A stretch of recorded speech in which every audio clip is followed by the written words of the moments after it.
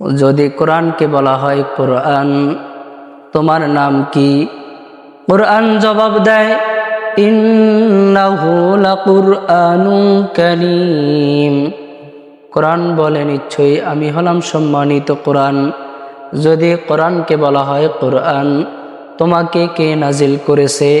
কোরআন জবাব দেয়, তানজিলুম মির রাব্বিল আলামিন।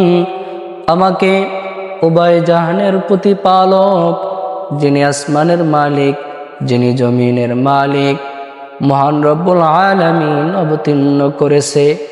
যদি কোরআনকে বলা হয় কোরআন, তোমাকে কে নিয়ে এসেছে?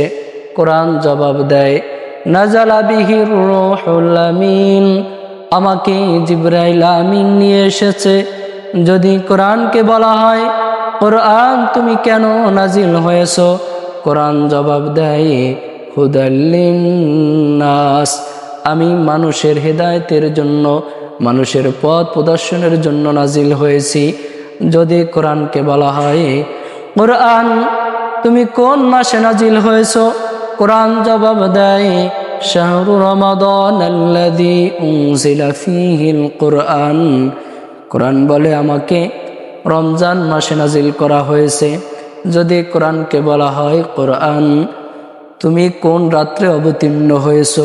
কোরআন জবাব দেয়, ইন্না আনজালনাহু ফী লাইলাতিল কদর। কোরআন বলে, আমাকে লাইলাতুল কদরে নাজিল করা হয়েছে। যদি কোরআনকে বলা হয় কোরআন,